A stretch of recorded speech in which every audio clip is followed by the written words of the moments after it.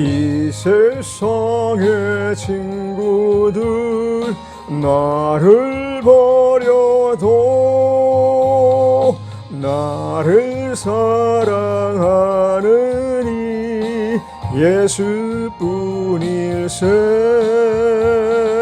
예수 내 친구 날 버리지 않네. 온 천지는 변해도 날 버리지 않네. 검은 구름 덮이고 광풍이 일어도 예수 나의 힘되니 겁낼 것 없네. 예수 내 친구 날 버리지 않네. 온 천지는 변해도 날 버리지 않네. 괴로운 일 당해도 낙심 말아라. 영원한 주 능력이 붙드시겠네. 예수 내 친구 날 버리지 않네. 온 천지는 변해도 날 버리지 않네.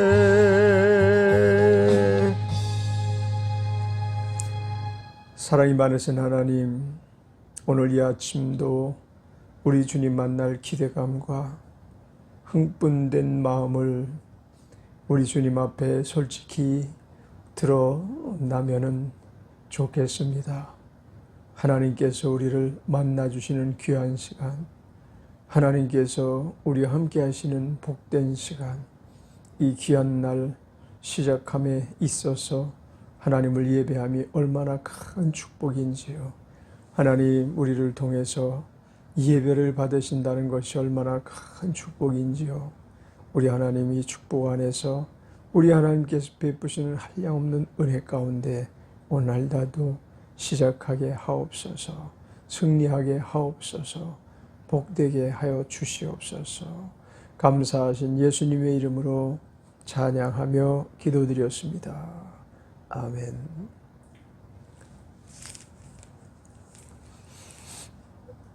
하나님의 말씀 에베소서 5장 6절부터 읽겠습니다. 누구든지 헛된 말로 너희를 속이지 못하게 하라. 이를 인하여 하나님의 진노가 불순종의 아들들에게 임하나니, 그러므로 저희와 함께 참여하는 자가 되지 말라. 너희가 전에는 어둠이더니 이제는 주 안에서 빛이라. 빛의 자녀들처럼 행하라. 빛의 열매는 모든 착함과 의로움과 진실함에 있느니라. 주께 기쁘시게 할 것이 무엇인가 시험하여 보라. 아멘.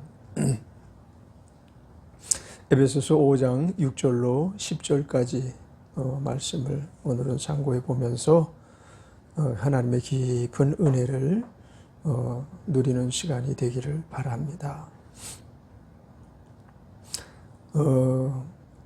6절에 누구든지 헛된 말로 너희를 속이지 못하게 하라, 이렇게 말씀을 하고 있습니다.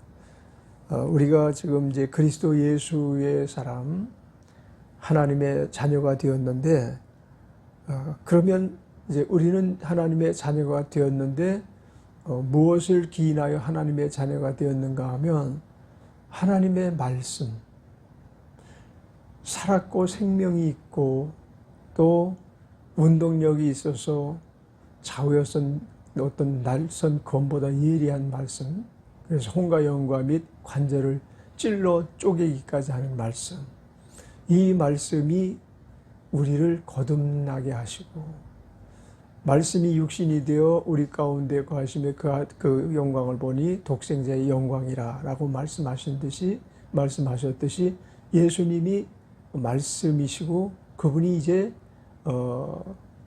우리에게 임하셨어요. 말씀으로 어떤 한 사람이 말씀에 부딪혀서 하나님의 말씀 루오고스 살아계시고 역사하시는 하나님의 말씀, 이 레마, 각 사람에게 임한 말씀이 곧 그를 살리는 힘이 되는 거죠.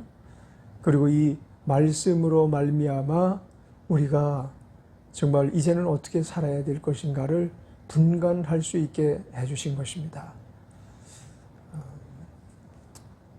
그 48년 된 환자가 예수님을 만나서 즉시로 구원을 받고 침상을 들고 38년 된 환자가 침상을 들고 즉시 일어나서 걸어갔던 사건이 있죠. 그 침상을 들고 일어난 기적, 놀라운 역사, 이 부분만 가지고 아마 그는 평생 하나님이 살아계시다. 하나님이 나를 이처럼 고쳐주셨어. 나를 돌보시는 하나님의 은총이 내게 임했어. 이렇게 아마 그는 이제 그러한 그 요동치 않는 마음, 변할 수 없는 마음을 갖고 이제 남은 생애를 살지 않았을까 생각됩니다. 근데 38년 된 병자가 어떻게 일어났습니까? 예수 그리스도의 말씀으로 말미암아 일어난 거예요. 오늘도 동일하게 주님의 말씀이 우리에게 임하시면 기적이 일어나고 놀라운 역사가 나타나고 하나님의 권세가 그 말씀 안에 담겨있는 그대로 임하게 될 줄 믿습니다. 우리 하나님의 말씀을 근거로 우리는 믿음의 사람이 되었고 하나님의 자녀가 되었고 혹은 교사로 혹은 목사로 혹은 선지자로 각양 은사자로 모두가 쓰임을 받는 것입니다.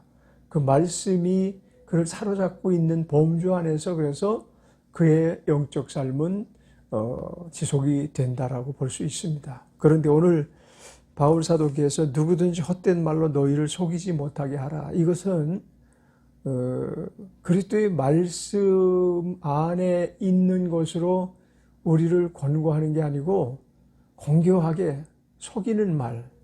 그러니까 원수 마귀의 유혹과 미혹을 담고 하나님을 가장한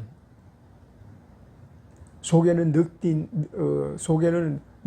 늑대인데 양의 탈을 쓰고 이제 그들을 이제 실족해 하기 위해서 속이려고 접근하는 사람들이 당시에도 있었어요. 오늘날도 우리에게 많은 무리들이 이와 같이 헛된 말로 우리를 속이려고 시도를 하고 있죠.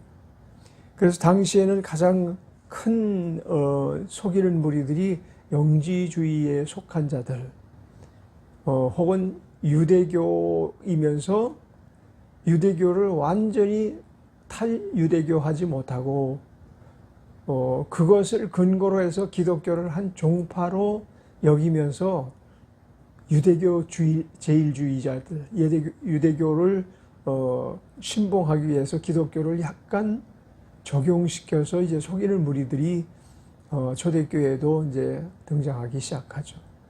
그때 이후로 지금까지 계속해서 이 속이는 무리들, 여호와의 증인, 통일교, 몰몬교, 세계적인 아주 수많은 종파들이 지금 난립을 하고 있어요. 믿는 자들을 실족해 하기 위해서, 믿는 자들을 파멸에 이르게 하기 위해서 속이는 자들이 많이 있다고요. 그래서 이제 바울 사도는 교회를 지키기 위해서 이와 같은 분별을 하도록 이제 요구를 하는 것이죠. 우리들에게. 우리가 너무 양 같아서 그냥 이것도 좋고 저것도 좋고 그래가지고는 우리의 신앙을 지키질 못해요. 우리는 특별히 영적 분별력이 뛰어나지 않으면 안 됩니다. 미혹하는 그 무리들이 요즘은 아주 범세계적인 그런 모습으로 등장하는 경우가 많아요. 근데 그 뿌리를 보면 과거에 이단으로서 한국 교회에 낙인이 찍혔던 사람의 처라든지 뭐 그 후예들이 그렇게 아주 자기의 모습을 바꾸는 거죠. 기독교인인 것처럼 더 기독교적인 모습을 그 안에 많이 내포하고 있기 때문에 교회 다니는 사람들이 미혹에 빠지는 거예요. 그래서 교회를 파괴하고 교회를 해치며 성도들을 파멸에 이르게 하는, 그래서 너희를 속이지 못하게 하라. 이를 인하여 하나님의 진노가 불순종의 아들들에게 임하나니. 그러니까 속아 넘어가면 이 불순종하는 거죠. 원래 불순종의 아들들도 있고요. 그 불순종의 아들들, 다시 말하면 원수 마귀의 아들들이란 말이에요. 마귀의 아들들. 누가 최초에 하나님을 불순종하여 버림을 당했습니까? 마귀입니다. 마귀의 무리, 타락한 천사들의 무리, 귀신, 악령, 이런 것들이 결국은 자기의 세력을 규합해서 한 조직체를 이루고 있는데, 이게 불순종들의 아들들, 그 단체를 다 그렇게 우리는 볼 수가 있겠죠. 요즘 들어서 가장 그 맹의를 떨치고 있는 그런 어떤 또 이단들의 그런 모습들을 우리는 많이 보게 돼요. 그래서 처음에는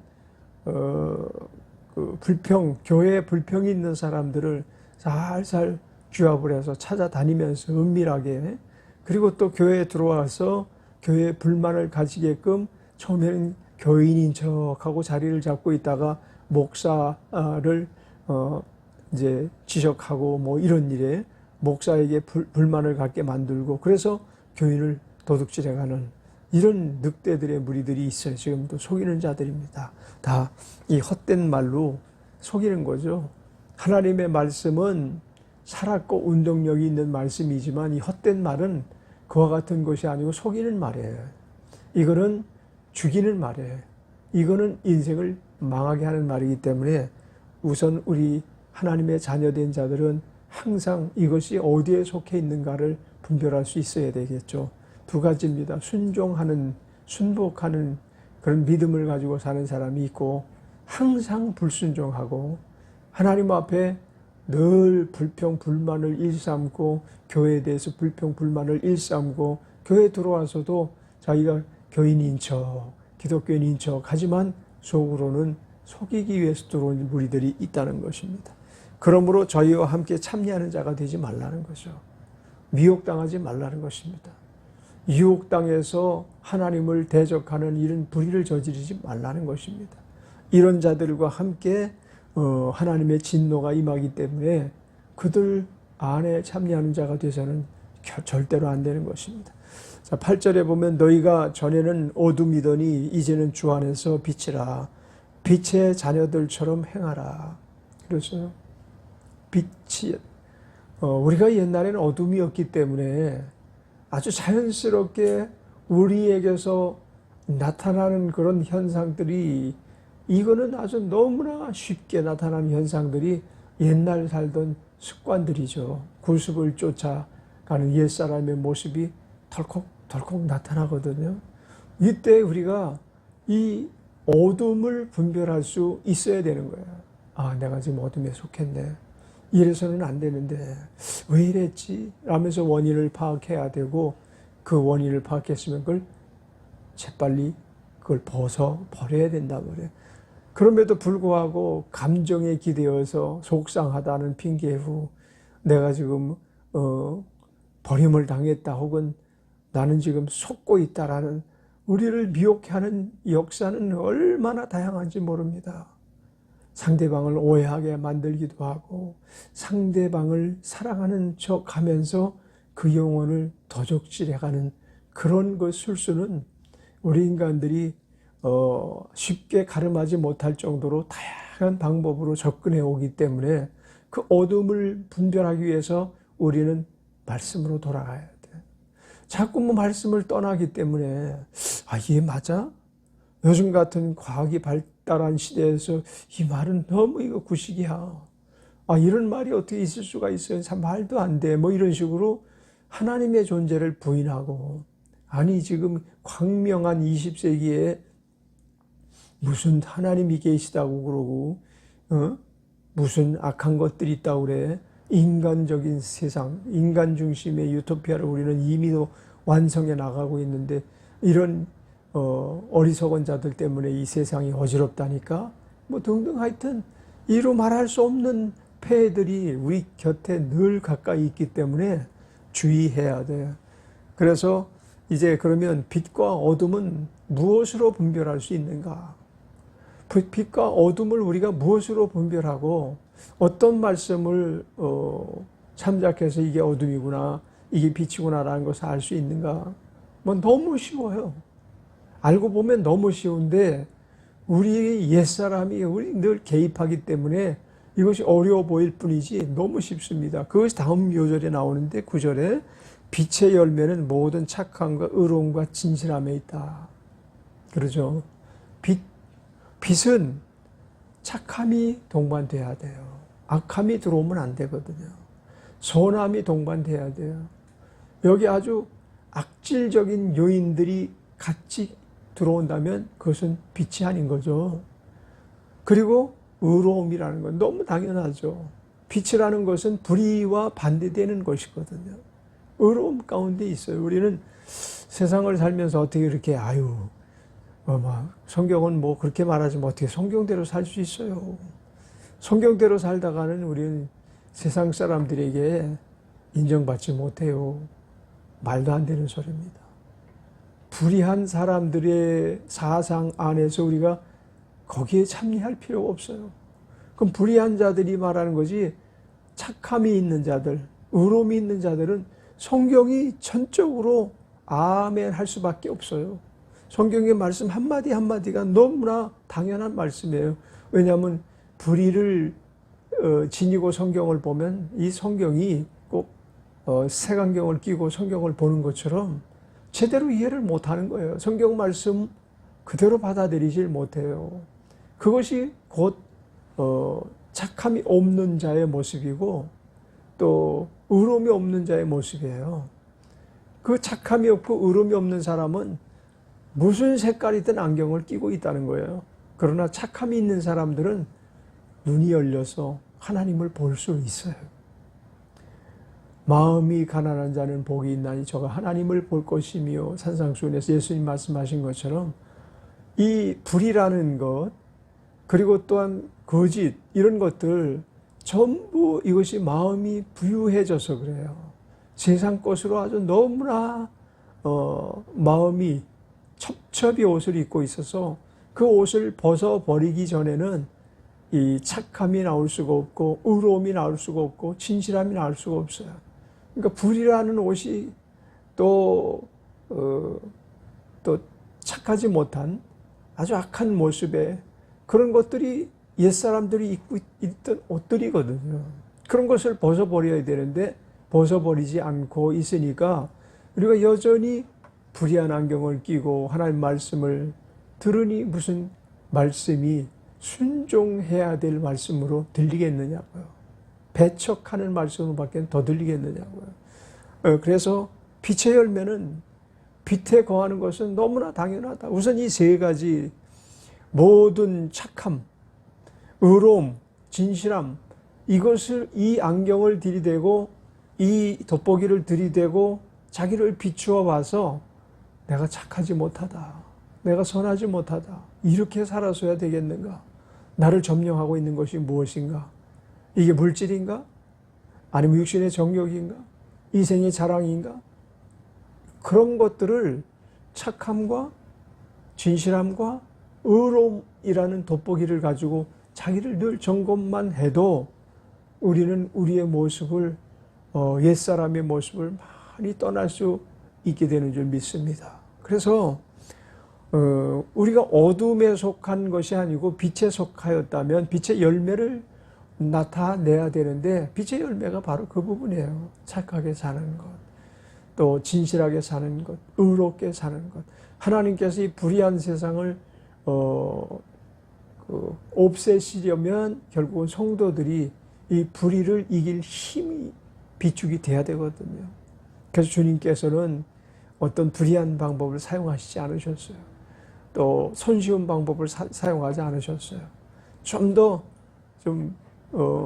거짓된 것을 조금 사용해서 이 일을 처리하면 신속하게 빨리 될 수는 있을지 몰라요. 그러나 그거는 벌써 하나님과의 관계에서 멀어져가는 어둠이 개입된 일들이기 때문에 절대로 주님은 그와 같은 편한 방법을 사용하신 게 아니고 아주 진실하게, 순전하게, 그리고 착하게, 선하게, 의롭게 이 부분을 늘 고려하면서 사셨던 것처럼 우리도 그리스도를 본받는 삶을 살기 위해서 그리스도의 착함과 그리스도의 진실하심과 그리스도의 선함이 무엇인가 어떠한 것인가를 늘 알고 살아가는 사람이 되어야 될 줄 믿습니다.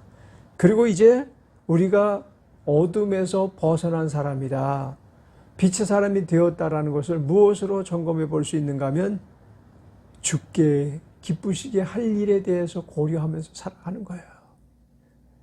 빛의 본체가 되시는 그분이 우리에게 빛을 비추고 계시고 있는 한 우리에게 늘 발동하는 그런 욕구가 무엇인가 하면 어떤 일을 하나님께서 기뻐하실까? 주님께서 나를 부르신 가운데 나는 어떻게 하나님을 기쁘시게 해드릴 수 있을까? 라는 것을 늘 생각하면서 사는 거죠. 주께 기쁘시게 할 것이 무엇인가 늘 시험하여 보라.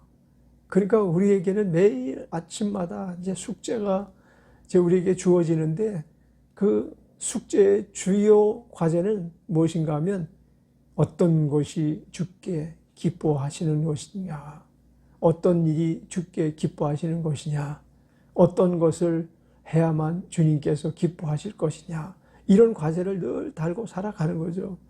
저와 여러분들이 모두가 다 주님께서 기뻐하시는 일에 대해서 무관한 자가 되지 않기를 바랍니다. 늘 적은 일을 하나 큰 일을 하나, 만약에 엄청난 큰 일을 했다 할지라도 주님이 조금도 기뻐하지 않는 일을 하면서 우뚝 손자처럼 생각해서는 안 돼요. 사업을 하는 사람들이나 직장생활하는 사람들이나 혹은 행정직에 속하여 일하는 사람이나 고위직에 속하여 일하는 사람이나 이 마음만 가지면 세상이 부패할 수가 없어요. 왜 이렇게 세상이 어떤 편을 가르고 당을 짓고 부패하고 거짓으로 일삼고 어제는 이랬다 오늘은 또 이렇게 변화무쌍해지는 그런 모습을 가지고 살아가고 있는가 하면 주님과 관계없이 그냥 자기 멋대로 살기 때문에 생기는 폐단인 거예요. 만약에 대통령이 백성이 기뻐하는 것이 무엇인가라는 것만 보아도 잘 알아도 나라를 다스릴 수 있는 좋은 조건을 갖춘 사람이죠. 그것만 가지고는 부족해요. 왜냐하면 백성들이 하나같이 똑같은 마음을 갖지 않거든요. 열이면 열 다 달라요. 그래서 요구하는 것도 다르고 바라는 것이 다 다르기 때문에, 그리고 또 사는 방식이 다 다르기 때문에 백성의 마음을 알 수 있는 그런 통치자가 없어요. 아무리 암행어사처럼 몰래 백성들 안에 진입해 와가지고 그들의 의견을 구한다 하더라도 전체 백성을 대변하는 자들이 아니거든요. 그러니까 백성의 마음을 알려고 하기 전에 주님의 마음이 무엇을 원하시는가를 아는 사람이 올곧은 삶을 살 수 있는 리더자가 되고 나라의 통치자가 될 수가 있는 것입니다. 그 예를 어디서 우리가 볼 수 있어요. 이스라엘 열왕기를 보면 그 이스라엘 열왕기에 탁월하고 특출하게 하나님 앞에 사용되어졌고 쓰임받고 백성들이 성군이라고 일컫는 자들이 어떤 중심사상을 갖고 통치를 했는가 하면 하나님 눈치를 보면서 통치를 하는 거예요. 하나님께서 원하시는 것을 지향점으로 삼고 통치를 하는 거예요. 그런데 하나님 없이 그저 막 백성 편에 서가지고 일을 하다 보면 사울처럼 돼버리는 거죠. 다윗은 결코 백성들이 아우성을 친다고 그 길을 쫓지 아니하고 하나님께서 기뻐하시는가 기뻐하지 아니하시는가 라는 것이 그의 정치적 결단을 이루는 그런 어떤 요인이 되었던 것을 우리는 성경을 통해서 많이 볼 수가 있고요. 또 그 외에도 많은 분들이 그래요. 세상 현대사를 살아왔던 유명한 정치인들 중에서 많은 사람들이 이렇게 주님의 뜻을 실현해 나아감으로 인해서 인간이 펼칠 수 없는 선정을 펼쳤던 사람들, 또 철학을 잘 운영했던 사람들, 수학을 잘 운영했던 사람들, 과학을 혹은 정치 모든 것들을 잘 집행했던 요인들이 바로 주님이 무엇을 원하시고 무엇을 통해서 기뻐하시는가라는 것을 고려하면서 사는 사람들이었다고 우리는 단언할 수가 있는 것입니다. 자, 11절에 너희는 열매 없는 어둠의 일에 참여하지 말고 도리어 책망하라. 이것이 이제 우리가 이제 다음 시간에 좀 생각해 봐야 될 부분일 것 같아요. 너희는 열매 없는 어둠의 일에 참여하지 말고 도리어 책망할 수 있는, 자기를 단속하라는 거죠.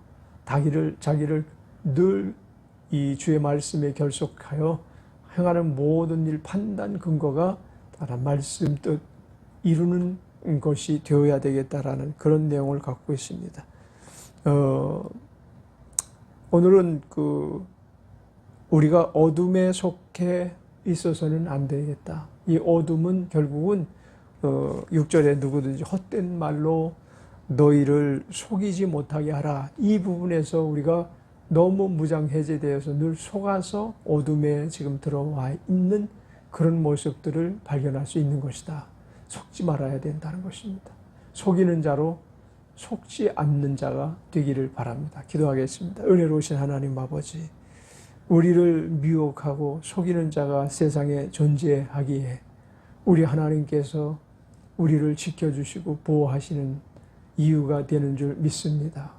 우리는 연약함으로 이 공교하게 악령에 속하여 마귀에 속하여 우리 귀신들이 역사하는 그 더러움에 속하여 함께 참여한 자가 되지 않기를 원합니다. 어찌해서든지 돌보시는 성령님의 은혜 안에서 우리의 삶이 우리 하나님 말씀 중심으로, 그리스도 중심으로, 십자가 중심으로 살게 하옵소서. 감사 찬양하며 예수님의 이름으로 기도드렸습니다. 아멘.